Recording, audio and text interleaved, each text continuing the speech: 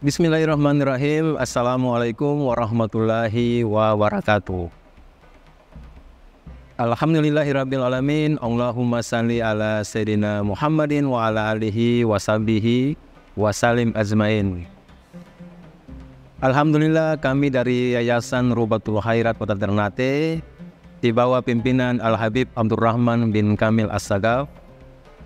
Sementara ini kami lagi membangun gedung pondok pesantren Rubatul Khairat Madrasah Al-Ulya yang sementara dibangun, ya.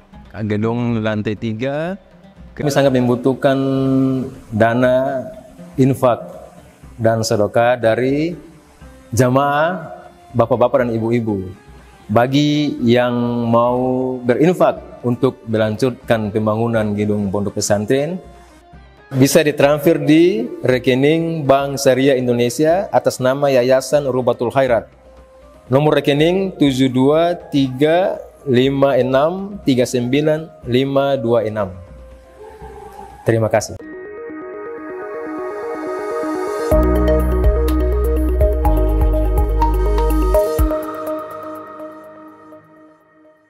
Alhamdulillah, pertemuan kali ini kita melanjutkan kajian Mukhtasar Sahih Al-Bukhari, ringkasan dari kitab Sahih Al-Bukhari.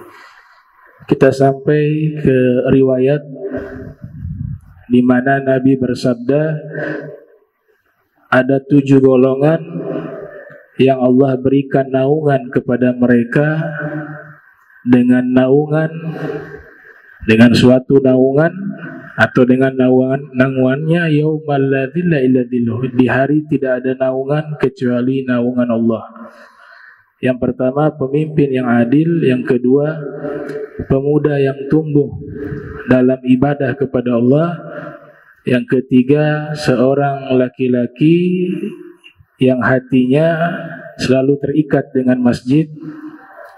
Dan yang keempat, 2 orang laki-laki yang saling mencintai karena Allah, berkumpul karena Allah, dan berpisah juga karena Allah. Ya, kemudian yang kelima, yaitu seseorang laki-laki diajak oleh seorang wanita yang memiliki jabatan dan kecantikan untuk melakukan perzinahan, lalu dia mengatakan, sesungguhnya aku takut kepada Allah. Dan yang keenam, yang kelima, ya, seorang laki-laki bersedekah dengan sedekah lalu dia sembunyikan sedekahnya. Yang keenam, mohon maaf, hingga tangan kirinya tidak mengetahui apa yang diinfakkan oleh tangan kanannya. Dan yang ketujuh adalah seseorang mengingat Allah dalam keadaan sendiri lalu meneteskan air mata. Inilah 7 golongan yang mendapatkan naungan khusus di hari kiamat. Itu yang pertama, pemimpin yang adil. Yang kedua, pemuda yang tumbuh dalam ketaatan. Yang ketiga, seseorang, ya, ini baik laki-laki maupun perempuan. Kalau masjid yang dimaksud sini laki-laki. Seorang laki-laki yang hatinya terikat dengan masjid. Yang keempat, 2 orang yang saling mencintai karena Allah. Yang kelima, seorang laki-laki yang diajak maksiat oleh wanita yang memiliki jabatan, kedudukan, dan wanita yang cantik, namun dia takut kepada Allah. Yang keenam, seseorang bersedekah dengan satu sedekah lalu dia sembunyikan sedekahnya. Kemudian yang ketujuh adalah seorang yang mengingat Allah dalam keadaan sendiri lalu dia meneteskan air mata. Ini hadis diterangkan oleh banyak ulama, bahkan menjadi kitab khusus dalam menjelaskan isi hadis tersebut. Di antara kitab yang ditulis secara khusus membahas hadis tersebut, karya Syekh Muhammad ibn Abdul Baqi, ya, risalah tentang 7 orang yang mendapatkan naungan Allah, ya, risalatun fis sab'atil ladzina yudhilluhumullahu yaumal qiyamah, karya Syekh Muhammad bin Abdul Baqi. Nanti kita uraikan satu persatu, tapi dari sekian golongan 7 tersebut yang cukup panjang pembahasannya itu adalah pemuda yang tumbuh dalam ketaatan kepada Allah Ta'ala. Jadi pertemuan kali ini kita akan bahas tentang pemuda yang tumbuh dalam ketaatan kepada Allah Subhanahu wa Ta'ala atau di dalam ibadah kepada Allah Subhanahu wa Ta'ala. Pertemuan berikut kita uraikan satu persatu. Ini secara khusus berkaitan dengan Ashabul Kahfi. Ya. Ashabul Kahfi adalah contoh konkret pemuda-pemuda yang tumbuh dalam ketaatan kepada Allah Subhanahu wa Ta'ala, pemuda-pemuda yang beriman kepada Allah, pemuda-pemuda yang mempertahankan keimanannya di wilayah tempat tinggal mereka tersebar pemahaman menyembah berhala, tapi mereka mampu mempertahankan keimanan mereka. Dan nanti ada satu keramat mereka ditidurkan oleh Allah selama 309 tahun. Ya, 309 tahun. Ini juga ada pembahasan apakah hitungannya Masehi atau hitungannya Hijriah. Atau ini 309 tahun apakah informasi dari Allah atau pernyataan dari ahli kitab yang Allah informasikan di dalam surat Al-Kahf. Itu nanti akan dibahas satu persatu. Terkait mukjizat para anbiya, itu khusus kepada para nabi. Ada yang Allah tidurkan juga, tidurnya ratusan tahun, namanya Nabi Uzair alaihissalam. Kalau Ashabul Kahfi kesepakatan mereka bukan anbiya, mereka orang-orang pemuda-pemuda yang soleh, ditidurkan oleh Allah selama 309 tahun kurang lebih. Ashabul Kahfi, di sini Rasul SAW memuji bahwa pemuda yang tumbuh dalam ibadah kepada Allah Ta'ala diberikan naungan khusus. Ada pepatah terkenal yang menyatakan syubbanul yawm rijalun ghad, inna fi yadikum amru ummah wa fi aqdamikum hayatuha. Pemuda hari ini pemimpin masa depan. Urusan bangsa ada di tangan para pemuda, dan di langkah kaki mereka para pemuda majunya suatu bangsa. Pemuda dalam Islam diistimewakan oleh Allah Ta'ala.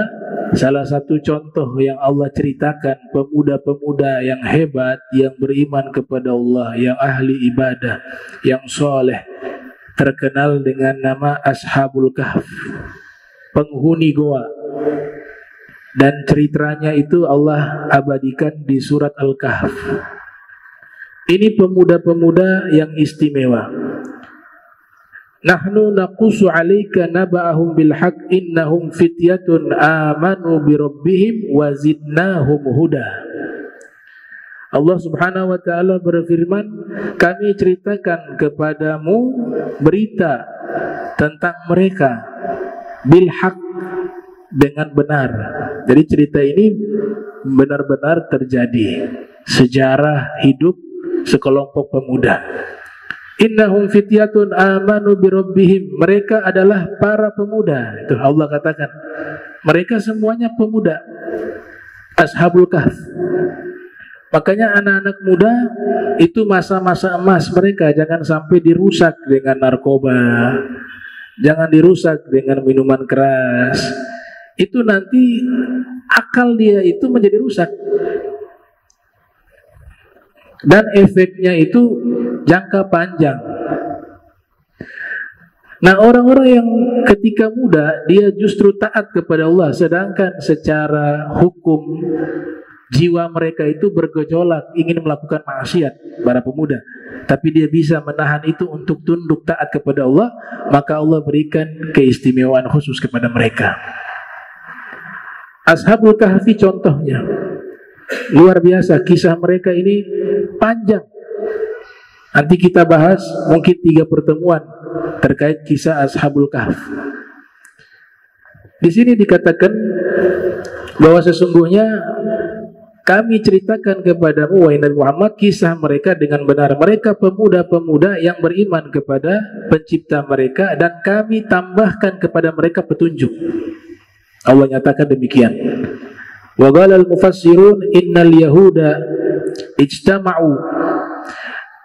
Para ahli tafsir mengatakan asbabun nuzul, sebab turunnya ayat tersebut atau surat Al-Kahf secara khusus.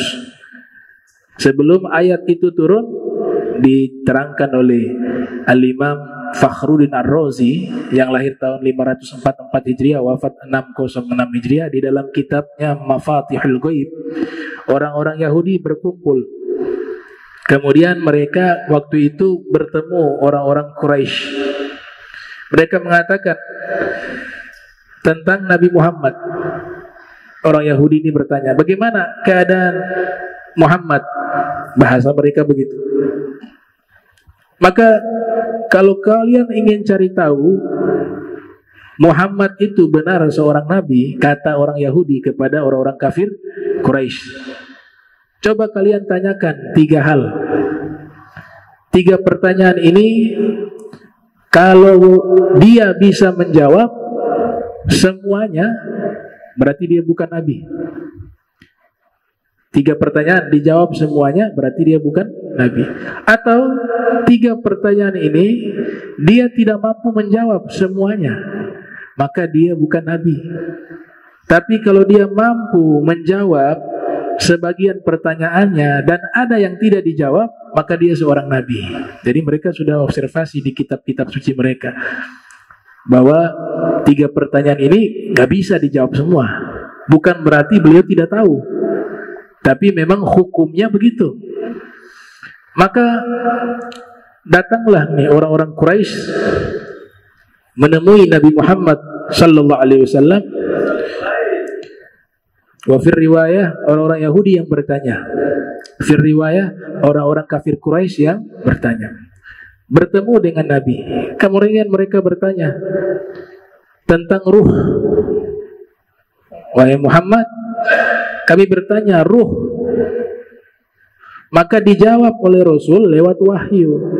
Yas'alunaka 'anir ruh, gulir ruh min amri rabbi wa ma utitum minal ilmi illa qalila. Makanya Allah abadikan tuh. Mereka bertanya kepadamu tentang ruh. Katakanlah ruh itu urusan Allah penciptanya. Dan tidaklah kalian diberikan ilmu kecuali sedikit. Kalian ini kepada yang bertanya, bukan kepada Nabi. Karena kalau Nabi kan aku di situ. Kamu berarti kalau jawabannya aku. Tapi Nabi katakan kalian. Kalian tidak diberikan ilmu kecuali sedikit. Berarti pertanyaan ini tidak dijawab. Ditanya pertanyaan berikut, bagaimana kisah pemuda-pemuda penghuni goa? Turunlah ayat tentang Ashabul Kahfi. Am hasibta anna ashabal kahfi warraqimi kanu min ayatina ajaba iz awal fityatu ilal kahfi faqalu rabbana atina min ladunka rahmatan wa hayyi lana min amrina rasyada, ila akhir ayat. Wah, dijawab. Pertanyaan ketiga tentang Zulkarnain. Nabi juga menjawab, dan Allah abadikan dalam Al-Quran di surat yang sama, surat Al-Kahf. Wa yas'alunaka 'an Dzulkarnain. Mereka bertanya kepadamu tentang Dzulkarnain. Dijawab oleh Nabi Muhammad sallallahu alaihi wasallam. Akhirnya mereka masuk Islam karena 2 pertanyaan dijawab, 1 tidak dijawab. Itu sesuai yang termaktub di dalam kitab suci mereka. Itu asbabun nuzulnya. Kemudian Ashabul Kahfi ini namanya disebut di beberapa kitab tafsir seperti tafsir Sawi. Disebut namanya di situ ada 7 orang. Tambah seekor anjing dari 8. Di dalam kitab Al-Kamil Fit Tarikh, ini saya jelaskan mengutip kitab Al-Kamil Fit Tarikh. Ini karangan Al-Imam Izzuddin Al-Ibn Al-Athir, ya, yang lahir tahun 555 Hijriah, wafat 630 Hijriah. Beliau punya kitab sejarah yang sangat terkenal berjudul Al-Kamil Fit Tarikh. Ada sekitar 11 jilid cetakan Darul Kutub Al-Ilmiyah. Jadi saya mengutip dari kitab tersebut. Kalau beliau berpendapat ada 9 orang. Ashabul Kahfi itu ada 9 orang, dan terjadi khilaf di kalangan para sahabat juga khilaf, tabi'in juga khilaf, dan ulama-ulama setelahnya juga khilaf tentang jumlahnya. Nah, Ashabul Kahfi ini hidup di masa seorang raja bernama Degianus. Raja ini raja yang kejam, yang jahat, dan dia memaksa warganya itu menyembah berhala. Jadi penyembah berhala. Kemudian rakyatnya dipaksa untuk menyembah berhala. Siapa yang tidak mau menyembah berhala akan dihukum mati. Jadi situasinya pemuda-pemuda ini hidup di tengah-tengah pemerintahan Raja Degianus yang mengharuskan warganya untuk menyembah berhala. Dan disebutkan di sini wakanu bi madinatin lirum. Nah, mereka ini tinggal di satu kota milik kekuasaan Romawi di masa-masa kerajaan Romawi. Nama kotanya itu Ufsus. Kalau Sayyidina Ali bin Abi Thalib, beliau dalam salah satu periwayatan paling lengkap menjelaskan Ashabul Kahfi itu Imam Ali bin Abi Thalib. Sampai tahu jumlahnya, jaraknya, namanya siapa, tinggalnya di mana, goanya di mana, itu beliau. Nanti kita pertemuan akhir kita bahas riwayat Sayyidina Ali tentang Ashabul Kahfi. Itu lengkap sekali. Al-Imam Ali mengatakan Ufsus ini kurang lebih masuk di wilayah, kalau zaman kita ini, Turki. Sebagian lain mengatakan di Jordania, ada yang mengatakan di Irak. Masih terjadi polemik tentang lokasi Ashabul Kahfi. Raja Degianus ini memimpin kota namanya Ufsus. Wa malikuhum ya'budul asnam, dan raja mereka itu menyembah berhala. Wa kanu fityatan amanu bi rabbihim. Nah, hiduplah di tengah-tengah pemerintahan dan masyarakat penyembah berhala sekelompok pemuda yang mereka beriman kepada Allah Subhanahu wa taala. Itulah yang Allah abadikan, innahum fityatun amanu bi rabbihim wa zidnahum huda. Mereka adalah sekelompok pemuda yang beriman kepada pencipta mereka, dan kami tambahkan kepada mereka petunjuk. Faqala ta'ala am hasibta anna ashabal kahfi warraqim kanu min ayatina ajaba. Atau kamu mengira bahwa orang-orang yang mendiami goa dan yang mempunyai raqim itu mereka termasuk tanda-tanda kekuasaan kami yang mengherankan. Ada kata ar-raqim di situ. Ada lafaz ashabul kahf, penghuni goa, dan setelahnya ada ar-raqim. Sebagian para ahli tafsir mengatakan ar-raqim nama seekor anjing yang ikut menemani mereka. Ar-raqim namanya Kitmir, ya, Kitmir. Ada yang berpendapat bahwa raqim itu adalah satu papan yang menulis nama-nama Ashabul Kahfi. Nama mereka, tanggalnya, hari kejadiannya, mereka tertidur, dicatat di papan itu disebut ar-raqim. Ada pendapat demikian. Kata bahu ba'du ahli zamanihim wa ja'alahu fil bina'i wa fihi asma'uhum wa fi ayyamin.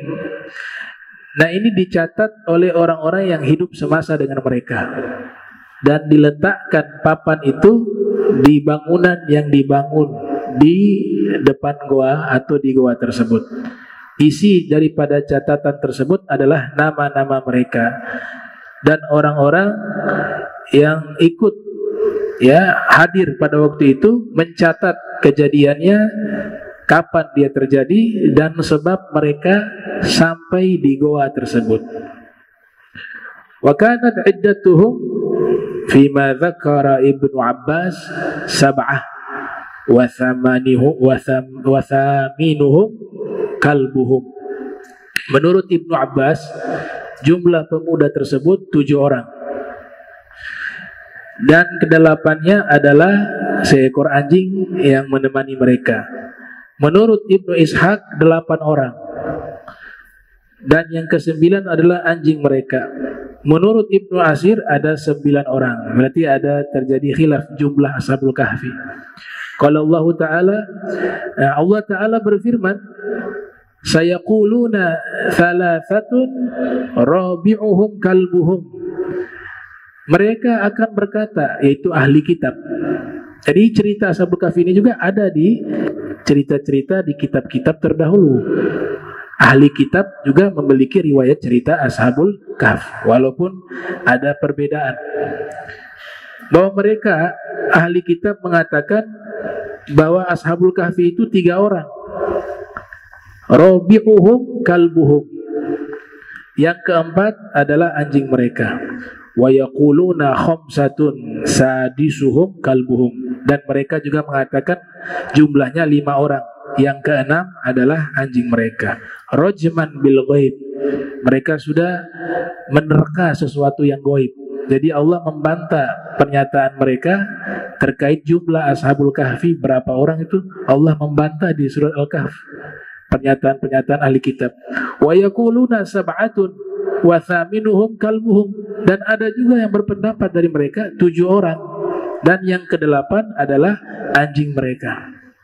Kemudian dilanjutkan, qala rabbi a'lamu bi'iddatihim ma ya'lamuhum illa qalil. Katakanlah bahwa penciptaku Allah lebih mengetahui jumlah mereka. Makanya ada ulama yang tidak berani ngasih komentar. Kalau ditanya jumlah berapa Ashabul Kahfi, wallahu a'lam.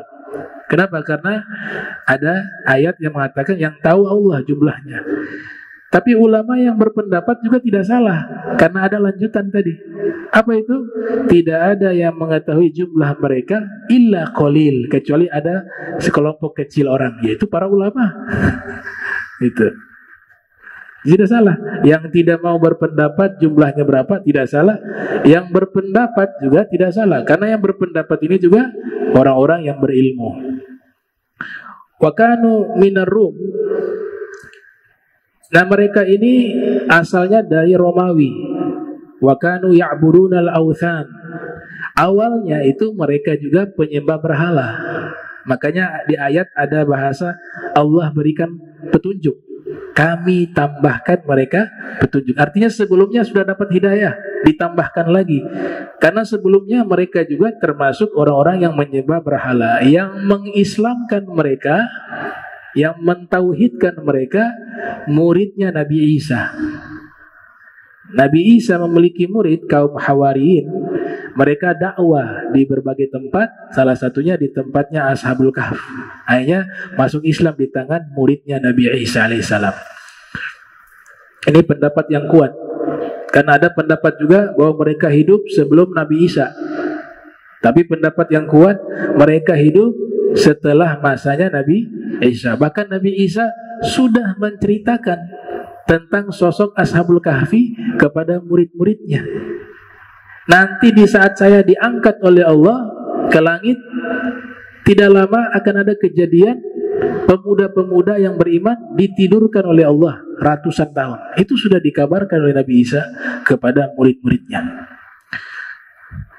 Dan mereka ketika masuk Islam, saya menggunakan bahasa masuk Islam karena para nabi semuanya membawa ajaran Islam. Membawa ajaran Islam. Mereka menggunakan syariatnya Nabi Isa. Wa kanat syari'atuhum syari'at Isa alaihi salam. Wa za'ama ba'duhum annahum kanu qabla al-Masih. Nah, ada yang beranggapan bahwa mereka itu di masa sebelum Nabi Isa. Tapi yang kuat mereka itu hidup di masa setelah Nabi Isa alaihi salam. Wa anna Allah ba'athum min raqdatihim ba'da raf'il Masih. wal awwal asah wa kana sababu imanihim annahu ja'al hawari min ashab Isa ila madinatihim wa sami'a al-malik Degianus khobarahum. Ketika Raja Degianus mendengar kabar bahwa sekelompok pemuda ini mereka beriman kepada ajarannya Nabi Isa dan tidak mau menyembah berhala, maka Raja Degianus memerintahkan pasukannya untuk menangkap mereka dan menghukum mati 7 orang pemuda tersebut.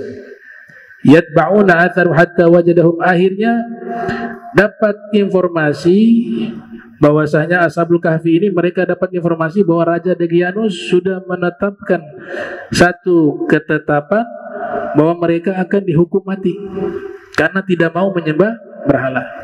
Akhirnya mereka lari. Mereka lari, dikejar oleh Raja Degianus dengan pasukannya. Sampai akhirnya mereka temukan satu goa, Al-Kahf. Al-Kahf artinya goa. Goanya besar, lumayan. Ya, kalau Rasulullah SAW disebutkan dalam kitab-kitab Sirah Nabawiyah, yatahannath bigor Hiro. Disebut goa tapi gor. Nabi beribadah di goa Hiro, tapi lafadznya gor bukan kaf. Kalau gor itu kecil, hanya bisa satu orang, itu hanya celah-celah batu. Celah-celah batu disebut gor. Tapi kalau kahf agak besar. Itu perbedaan ya. Tapi kalau di kosakata artinya goa. Masuk mereka. Nah, sebelum mereka masuk ke goa itu, di tengah jalan ada seekor anjing mengikuti mereka. Diusirlah anjing itu. Ternyata ketika anjing itu diusir, Allah berikan satu keramat, anjing itu bisa bicara. Dan ini istimewa. Ketika diceritakan Ashabul Kahfi, Allah sertakan menyebut anjing tersebut. Kalbuhum, kalbuhum. Disebutkan anjing mereka. Anjing itu ketika diusir tidak mau pergi. Dia tetap mau ikut. Akhirnya Allah berikan keramat, anjing itu bicara. Itu di kitab Hayatul Haywanil Kubra li Syekh Ad-Damiri, ya, diriwayatkan. Kata anjing, la takhafu minni fa inni uhibbu ahibballah. Jangan kalian takut dariku, karena sesungguhnya aku mencintai orang-orang yang dicintai oleh Allah. Fanamu hatta ahrusakum. Kalian silakan masuk ke dalam goa, tidurlah kalian di dalam goa. Aku yang akan menjaga kalian. Makanya posisi anjing itu di bagian depan gerbang goa. Anjing itu dia menjaga daripada Ashabul Kahfi. Ulama mengambil satu ibrah. Seekor anjing mencintai orang soleh, Allah sebutkan namanya bersama orang soleh. Bahkan tabi'in bernama Ibnu Ma'dan mengatakan di antara hewan-hewan yang masuk ke dalam surga adalah anjingnya Ashabul Kahfi. Karena sebab cinta kepada orang soleh, cinta kepada aulia, Allah barengkan bersama. Dan luar biasanya disebut di dalam Al-Quran. Di surat Al-Kahf disebut kalbuhum bil wasit basitatun zira'aihi bil wasit. Anjing mereka duduk di depan gua untuk menjaga mereka. Itu Allah sebutkan. Subhanallah. Maka dikatakan oleh Imam Zamakhsyari, faza kalbun bihubbi ashabil kahfi fakaifa ashqa bihubbi alin nabi. Ya, seekor anjing bisa selamat, bisa sukses karena mencintai Ashabul Kahfi, maka bagaimana mungkin aku celaka jika mencintai keluarga Nabi. Itu Zamakhsyari dalam tafsir Al-Kasyaf. Masuklah mereka. Ketika masuk ke dalam, Allah abadikan di dalam surat Al-Kahf, idh awal fityatu ilal kahf faqalu rabbana atina min ladunka rahmah wa hayyi' lana min amrina rasyada. Ini bisa jadi doa kalau mau masuk goa. Kita kalau mau masuk goa ikut doanya Ashabul Kahf. Karena ulama punya kaidah, setiap doa yang dibacakan, yang dimaktub di dalam Al-Quran sesuai keadaan itu, doa itu digunakan untuk keadaan tersebut. Masuk mereka. ketika masuk fadarabna ala adhanihim fil kahf, kami tutup telinga-telinga mereka di dalam goa. Akhirnya mereka tertidur. Sinina adada, dengan jumlah beberapa tahun.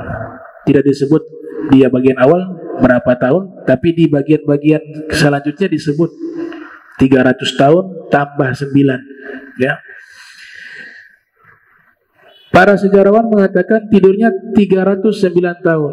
Walabithu fi kahfihim 300 sinina wazdadu tis'a. Dan mereka menetap di dalam goa tersebut 300 tahun. 300 sinina wazdadu tis'a.